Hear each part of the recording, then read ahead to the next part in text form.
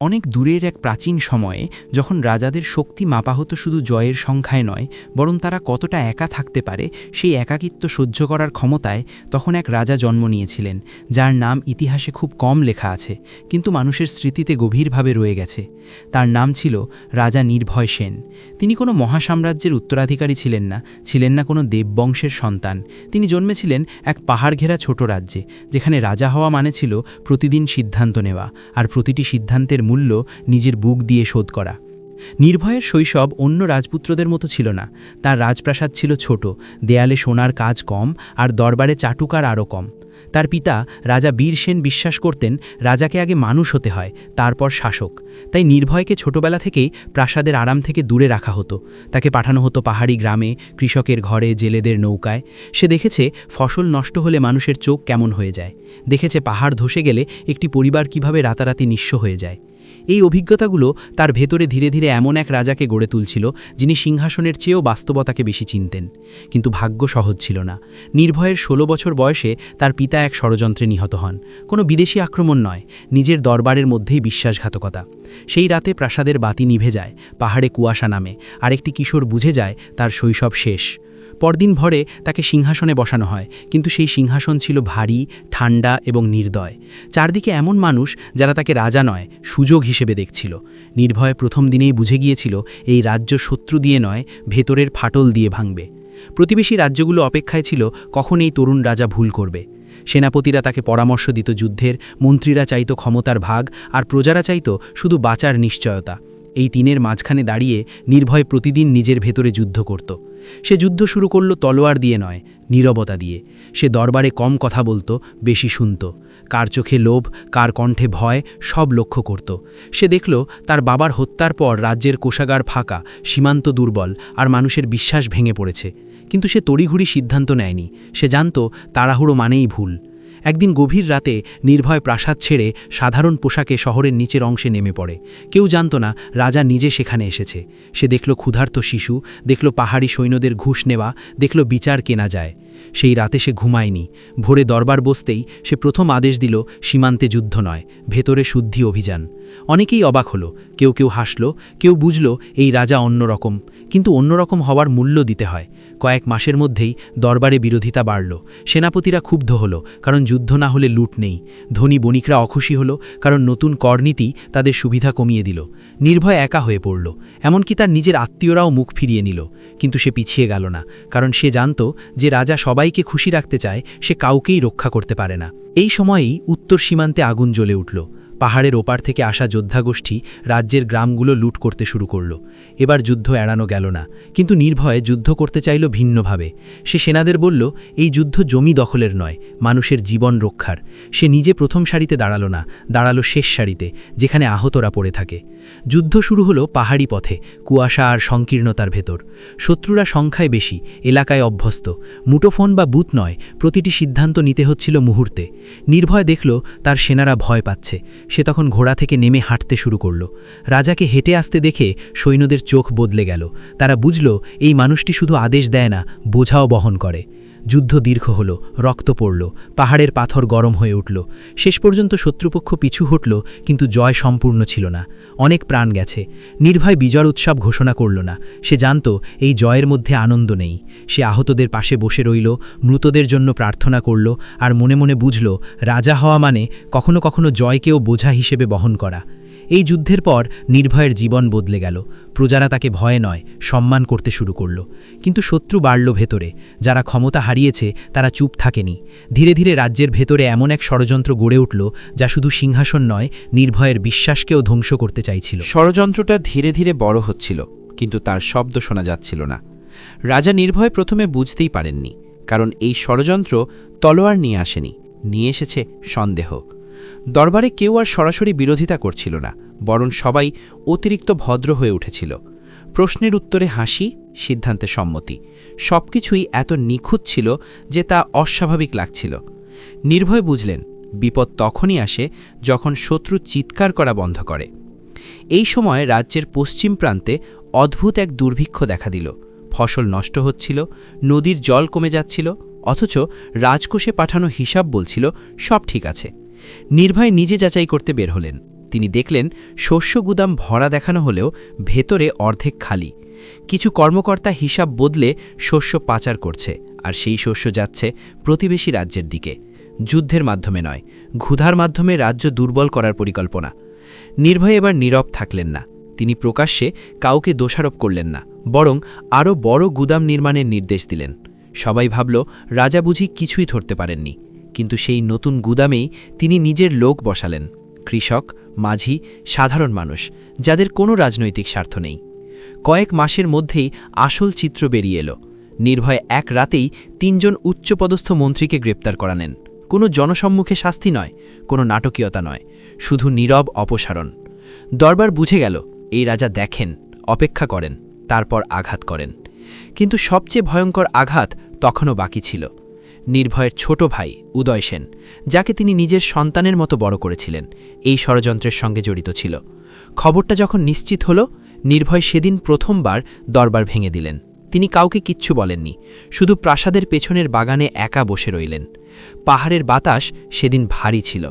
রাজা হিসেবে তিনি কঠিন সিদ্ধান্ত নিয়েছেন বহুবার, কিন্তু ভাইয়ের ব্যাপারে সিদ্ধান্ত নেওয়া যেন বুকের ভেতর পাথর বেঁধে দেওয়ার মতো। উদয় সেনকে ডেকে আনা হলো। সে মাথা নিচু করে দাঁড়ালো, কোনো অজুহাত দিল না। নির্ভয় অনেকক্ষণ চুপ করে থেকে শুধু জিজ্ঞেস করলেন, কেন? উদয় বলেছিল, আমি সব সময় তোমার ছায়ায় ছিলাম। আমি রাজা হতে চাইনি, শুধু নিজেকে প্রমাণ করতে চেয়েছিলাম। এই কথা শুনে নির্ভয়ের চোখে রাগ নয়, ক্লান্তি নেমে এলো। তিনি জানতেন এই অপরাধ ক্ষমা করলে রাজ্য ভাঙবে, আর শাস্তি দিলে নিজের পরিবার ভাঙবে। শেষ পর্যন্ত তিনি এমন সিদ্ধান্ত নিলেন যা কেউ আশা করেনি। উদয় সেনকে মৃত্যুদণ্ড নয়, নির্বাসন দেওয়া হলো, আজীবনের জন্য। তাকে পাহাড়ের ওপারে পাঠানো হলো, কোনো উপাধি ছাড়া, কোনো সেনা ছাড়া। নির্ভয় জানতেন এই শাস্তি মৃত্যুর চেয়েও কঠিন। সেদিন রাতে তিনি ঘুমাতে পারেননি। এই ঘটনার পর রাজ্যে আপাত শান্তি ফিরে এলো, কিন্তু শান্তি ছিল ভঙ্গুর। প্রতিবেশী শক্তিশালী রাজ্য মালবগড় বুঝে গেল নির্ভয়ের রাজ্য ভেতর থেকে দুর্বল। তারা দূত পাঠালো বন্ধুত্বের প্রস্তাব নিয়ে। নির্ভয় প্রস্তাব গ্রহণ করলেন, কিন্তু শর্ত দিলেন সীমান্তের গ্রামগুলোতে যৌথ বাজার বসবে, 2 রাজ্যের মানুষ অবাধে যাতায়াত করবে। মালবগড় রাজি হলো, কারণ তারা ভাবল এতে নজরদারি সহজ হবে।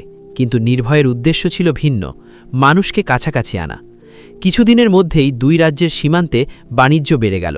মানুষ একে অন্যকে চিনতে শুরু করল। যুদ্ধের গল্পের জায়গায় এলো জীবনের গল্প।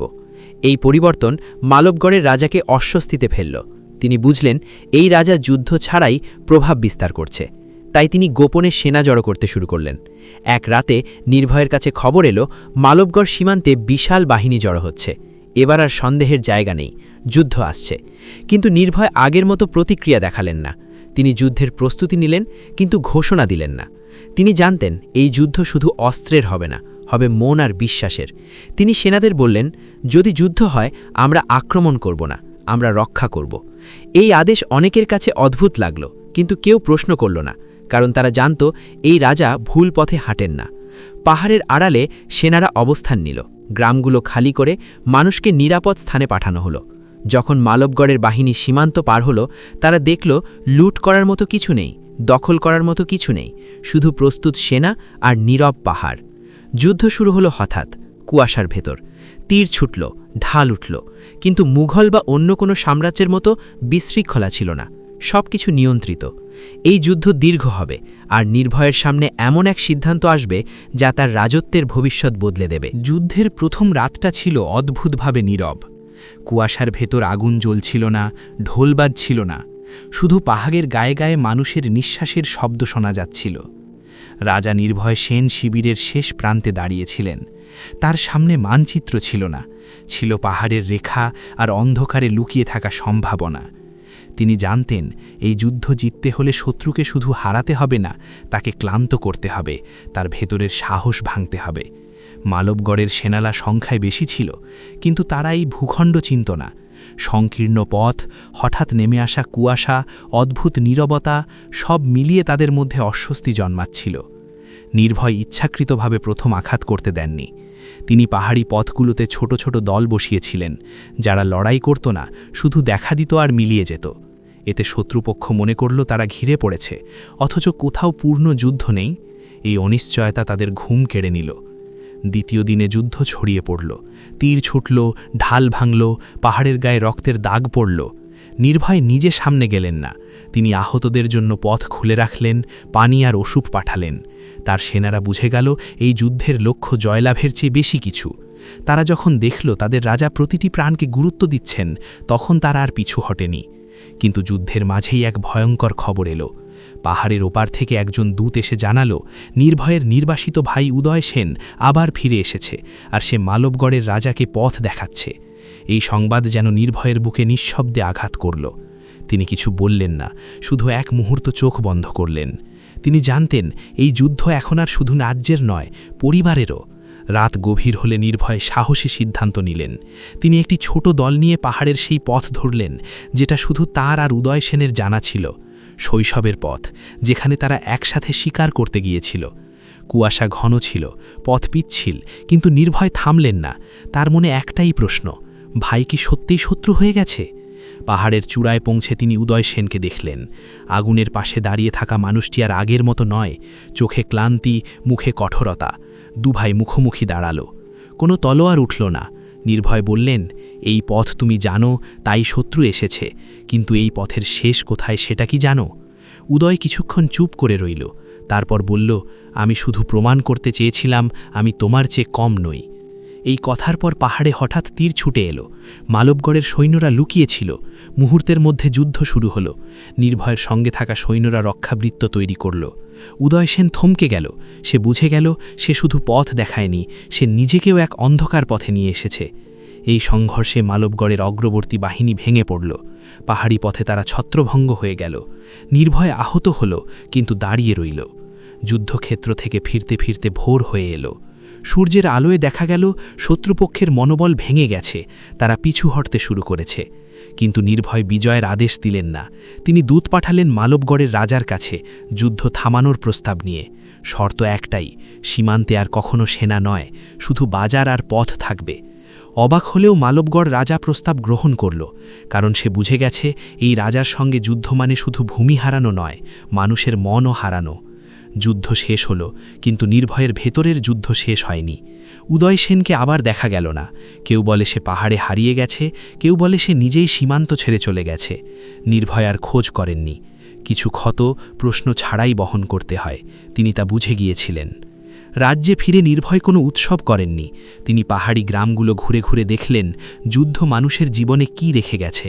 তিনি নতুন পথ বানালেন, নতুন সেচ ব্যবস্থা চালু করলেন, আর সেনাদের বললেন, যুদ্ধ শেষ, এখন পাহারা মানুষের জীবনের। কিন্তু সময় থামে না। এই শান্তির ভেতরেই নির্ভয়ের সামনে এমন এক সিদ্ধান্ত অপেক্ষা করছিল, যা রাজত্বের অর্থই বদলে দেবে। একটি সিদ্ধান্ত যেখানে রাজা হিসেবে নয়, মানুষ হিসেবে ভুল করলে সব শেষ হয়ে যেতে পারে। শান্তি ফিরে এলেও রাজা নির্ভয় সেন বুঝতে পারছিলেন এই শান্তি বিজয়ের ফল নয়, ক্লান্তির ফল। যুদ্ধ মানুষকে যেমন এক করে, তেমনি ভেতরে ভেতরে ফাঁপাও করে দেয়। রাজ্যে আর শত্রুর সেনা নেই, কিন্তু মানুষের চোখে প্রশ্ন আছে, এই শান্তি কতদিন থাকবে? এই রাজা কি সবসময় আমাদের সঙ্গে থাকবেন? নির্ভয় ধীরে ধীরে নিজেকে সিংহাসন থেকে সরিয়ে নিতে শুরু করলেন। তিনি আর প্রতিদিন দরবারে বসতেন না, বরং পাহাড়ি গ্রামগুলোতে যেতেন, নদীর ধারে বসে কৃষকদের কথা শুনতেন, যোদ্ধাদের সঙ্গে আগুনের পাশে বসে নীরবে রাত কাটাতেন। তিনি বুঝেছিলেন দীর্ঘদিন রাজা থাকা মানে শুধু আদেশ দেওয়া নয়, উত্তরাধিকার তৈরি করাও। কিন্তু তার কোনো সন্তান ছিল না। রাজবংশের অন্য শাখাগুলো বহু আগেই ক্ষমতার লোভে নিজেদের বিশ্বাস হারিয়েছিল। এই প্রশ্ন তাকে তাড়া করছিল। তিনি চলে গেলে এই রাজ্য কি আবার ভেঙে পড়বে? তিনি জানতেন একজন শক্তিশালী উত্তরাধিকারী বানানো যায়, কিন্তু একজন সৎ মানুষ বানানো যায় না, যদি সে নিজে তা না চায়। এই ভাবনা থেকেই নির্ভয় এক অদ্ভুত কাজ করলেন। তিনি রাজ্যের বিভিন্ন প্রান্ত থেকে কয়েকজন তরুণকে বেছে নিলেন। কেউ কৃষকের ছেলে, কেউ সৈন্যের মেয়ে, কেউ ব্যবসায়ীর সন্তান। তাদের কোনো উপাধি দিলেন না, কোনো প্রতিশ্রুতিও না। শুধু বললেন, তোমরা আমার সঙ্গে থাকবে, দেখবে, শিখবে, প্রশ্ন করবে। এই তরুণদের মধ্যেই তিনি ভবিষ্যৎ খুঁজছিলেন। বছরের পর বছর কেটে গেল। রাজ্য স্থিতিশীল হল। মানুষ ধীরে ধীরে বুঝল এই রাজা যুদ্ধজয়ী নন, তিনি ভাঙা জিনিস জোড়া লাগানো মানুষ। ইতিহাসে তার নাম খুব জোরে উচ্চারিত হচ্ছিল না, কিন্তু মানুষের জীবনে তার ছাপ গভীর হচ্ছিল। এক শীতের সকালে নির্ভয় পাহাড়ের চূড়ায় উঠে দাঁড়ালেন, সেই জায়গায় যেখানে একসময় ভাইয়ের মুখোমুখি হয়েছিলেন। বাতাস ঠান্ডা ছিল, শরীর দুর্বল। তিনি বুঝতে পারছিলেন তার সময় শেষের দিকে। তিনি ফিরে এসে তরুণদের ডেকে বললেন, রাজা হওয়া মানে সবার ওপরে বসা নয়, রাজা হওয়া মানে সবার ভার নিজের কাঁধে নেওয়া। যদি তোমরা এই ভার নিতে পারো তবেই এগিয়ে যাবে। কয়েকদিন পর নির্ভয় অসুস্থ হয়ে পড়লেন। কোনো চিকিৎসক ডাকানো হলো না দূর দেশ থেকে। তিনি নিজের রাজ্যেই থাকতে চাইলেন। এক রাতে খুব সাধারণভাবে কোনো ঘোষণা ছাড়াই রাজা নির্ভয় সেন চলে গেলেন। প্রাসাদে কোনো শোরগোল ওঠেনি, কিন্তু পাহাড়ি গ্রামগুলোতে সেই রাতেই আগুন জ্বালানো হয়েছিল। কেউ বলেছিল রাজা নেই, আর কেউ উত্তর দিয়েছিল না, তিনি আমাদের ভেতরেই আছেন। তার মৃত্যুর পর রাজ্যে রক্তপাত হয়নি, ক্ষমতার লড়াই হয়নি, কারণ নির্ভয় কখনো কাউকে উত্তরাধিকারী ঘোষণা করেননি, তিনি মানুষ তৈরি করেছিলেন। সেই তরুণদের মধ্যে থেকেই একদিন একজন সামনে এগিয়ে এলো, আর বাকিরা তাকে সমর্থন করল। রাজ্য প্রথমবার বুঝল রাজা মানে একজন ব্যক্তি নয়, একটি দায়িত্ব। অনেক বছর পরে ইতিহাসের পাতায় ছোট করে লেখা হলো, একসময় পাহাড় ঘেরা এক রাজ্যে নির্ভয় সেন নামে এক রাজা ছিলেন। তিনি সাম্রাজ্য বড় করেননি, কিন্তু মানুষকে ভাঙতে দেননি। আর এইভাবেই সেই রাজা ইতিহাসে নয়, জীবনের ভেতর জায়গা করে নিলেন। ভিডিওটি ভালো লাগলে লাইক, কমেন্ট করুন। এমন ভিডিও পেতে চ্যানেলটিকে সাবস্ক্রাইব করুন।